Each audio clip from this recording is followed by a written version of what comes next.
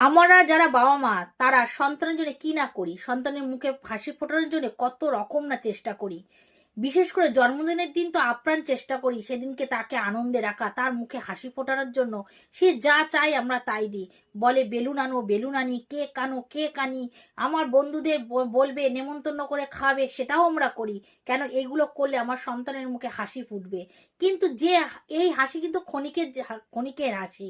আর এই যে আমরা যাদের ডাকছি তারা আশীর্বাদ করবে কিনা কিন্তু আমরা জানি না, আর করলেও সেটা মন দিয়ে করবে কিনা সেটাও কিন্তু আমরা জানি না।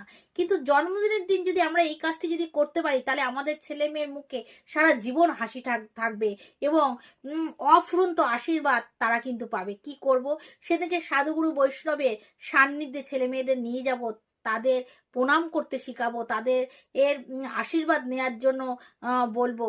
এমনকি ভগবানের বিশেষ সেবা পুজোর ব্যবস্থা করব, ভোগ অর্পণ করব, সেই ভোগের প্রসাদ সন্তানের মুখে তুলে দেব, এবং ভগবানের সামনে তাকে প্রণাম করতে শিখাবো। যখন সেই জন্মদিনের দিন সে এই কাজগুলো যখন করবে তখন সব দিক দিয়ে তার অভূত কল্যাণ হবে। কেন এই যে যেখানে আমি মাথা নত করাবো সন্তানকে, সেখান থেকে অফুরন্ত আশীর্বাদ আমার সন্তানের জীবনে চলে আসবে, এবং আমার সন্তানের জীবন খুব সুন্দর হবে। তাই জন্মদিনের দিন এই কাজগুলো অবশ্যই করবেন।